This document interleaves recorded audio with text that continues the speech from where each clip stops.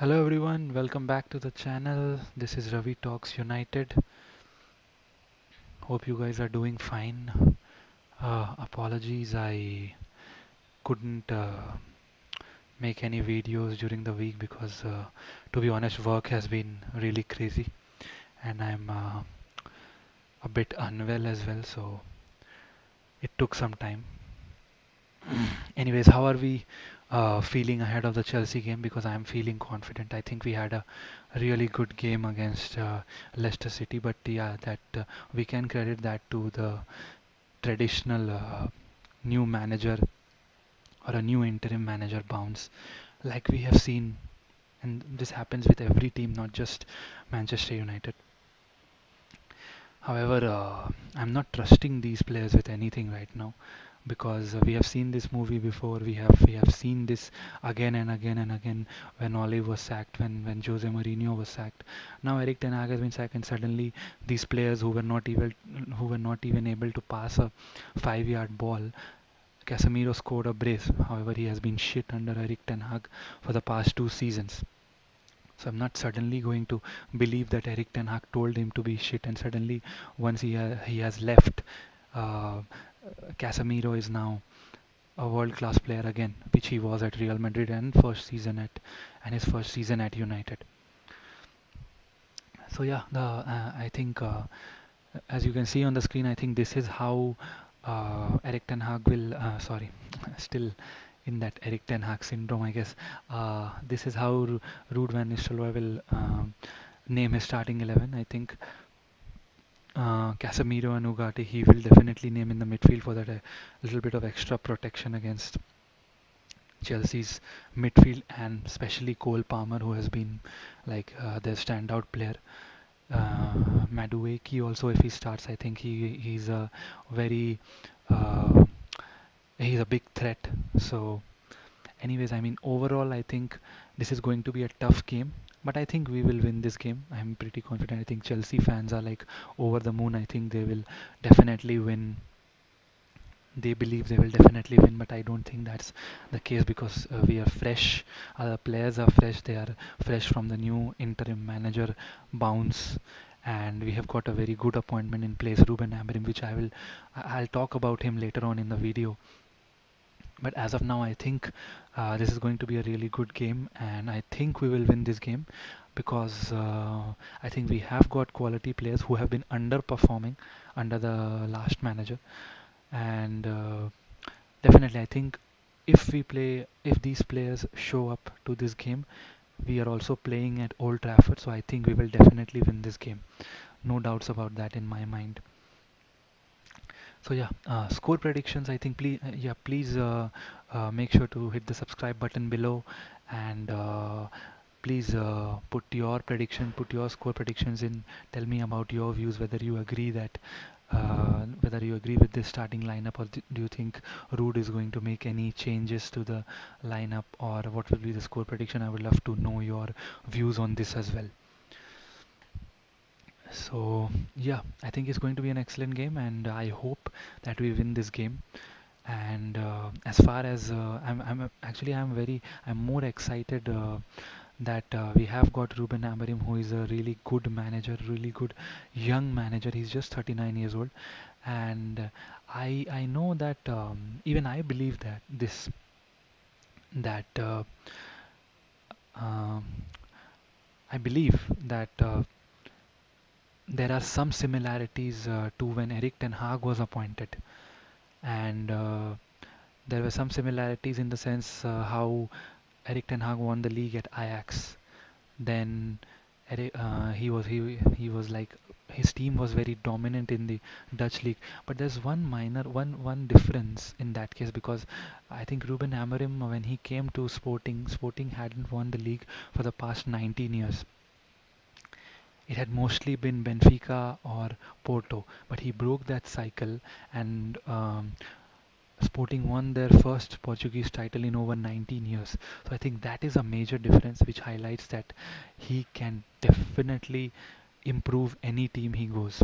And I think I've watched a lot of YouTube videos and watched a lot of interviews, and what I have gathered from it is that whoever is has been close to Ruben Amorim. Whoever has known him as a human or as a football coach knows that his players give everything for him, and his playing style is very modern, like building out from the back, which was Ten Hag's. What Ten Hag also wanted to do the same thing, but it was never achieved. But I think what we can say is like. The difference, like I explained with Ruben Amorim, is that he has made Sporting a force in the Portuguese league, and I hope he comes back with his own fresh ideas here, and he transforms Manchester United as well, and I hope he will. And we don't have any option here, because I think this managerial appointment, we have to get it right. We have to stop this constant sacking of managers. We just have to stop it. This can't just go on anymore. And yeah, and I've seen few rival fans also a bit worried because we appointed Ruben Amorim. And no matter how much Manchester City deny that they never wanted Ruben Amorim and all that crap, but they wanted him. Liverpool wanted him. Chelsea wanted him. So we have made a very good appointment with Ruben Amorim, but I just don't trust these players. And I just hope one thing that I do trust, as I have mentioned before also, that I trust Ineos. And I believe that they give Ruben Amorim the power to just bench any player irrespective of their name. There should be no pressure on him at all. Whoever plays good gets to be named in the starting 11. Doesn't matter if it is Bruno Fernandes, doesn't matter if it is any other player for that matter. Yeah, and if these players are not able to adapt to Ruben Amorim's tactical game plan, then it's on them, because I am not going to take any shit from anybody 1.5 years, 2 years from now, saying that Ruben Amorim is tactically clueless. He doesn't know what he is doing. Which happened with Eric Ten Hag also, which I think is totally wrong. Why? Because Eric Ten Hag is a brilliant coach in my mind still, and I can see him cooking if he goes to any other league with any other team, even a Real Madrid or Barcelona. I think he's a brilliant coach. I think these players are shit.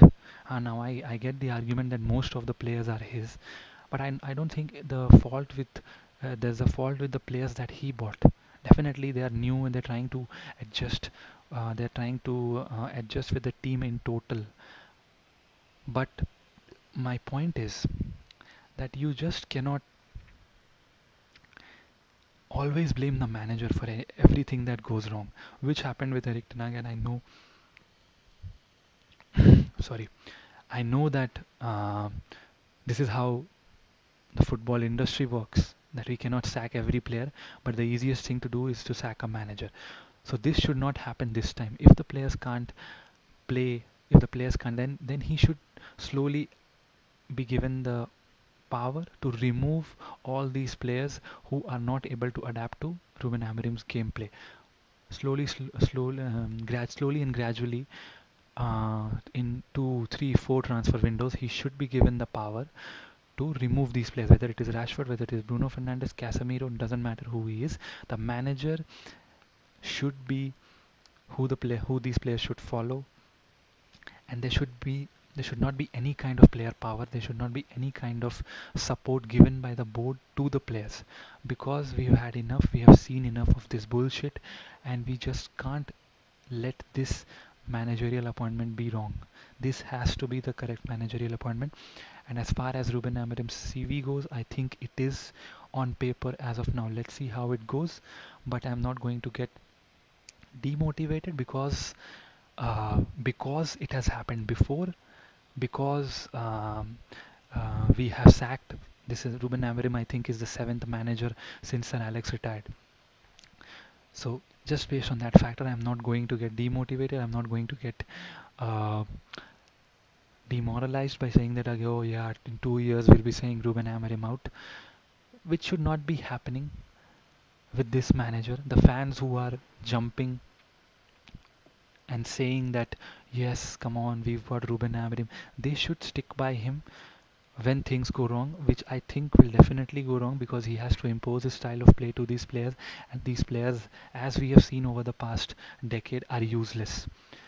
There are a lot of these players who have seen two or three managers, who have played under two or three managers and have thrown the manager under the bus. Like Roy Keane also said, leopards never change their spots. So I think this managerial appointment has to be correct for all of our sakes. This has to be the correct managerial appointment. We cannot just we just can't let this managerial appointment be wrong. And for Ruben Amorim, I think one more difference that I have seen with him, I've seen few of his press conferences, and I believe one more major difference that he has over Ten Hag is that he has a personality. He has a way of dealing with the media, which I think Eric Ten Hag sometimes lacked.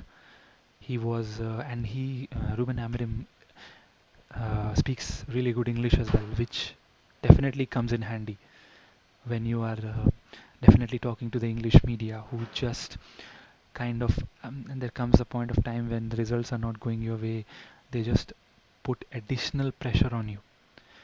So Ruben Amorim speaks very good English. That is a very good factor, and he has a personality, a way of dealing with the media, which I think is needed in a Manchester United manager because there is a lot of additional pressure which should not be there and which is not there in a lot of teams.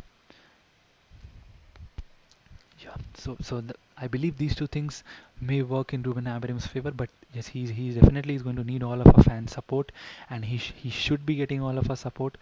Just don't we can't whenever things go wrong, we just can't start screaming Ruben Amorim out after 2 years. That cannot happen. The manager needs time. He's a very young manager with a lot of progressive ideas, and that is going to take time to implement. And I hope that we, the fans, give him time. The board definitely will give him time, which I have seen with Ineos. They gave Eric Ten Hag as much time as possible. But when things start going so wrong, then there's only so much you can do, right? So I hope Ruben Amorim gets the support from us fans because we have to get this managerial appointment right, as I've been saying constantly throughout this video. So yeah, really excited for today's game, and I hope we definitely win this game. I think we will. So my prediction is I think 3-0 Manchester United. Nah, I'm kidding, but definitely we are going to win. Probably I'll go for a 2-1. Please put your score predictions down below. I would love to know what you're thinking about the game. And yeah, uh, don't forget to hit the subscribe button below, and please like and share this video. Please do share your thoughts on this game and Manchester United, or any other thing that you want to talk about. So yeah, signing off for now, and I'll see you on the next one.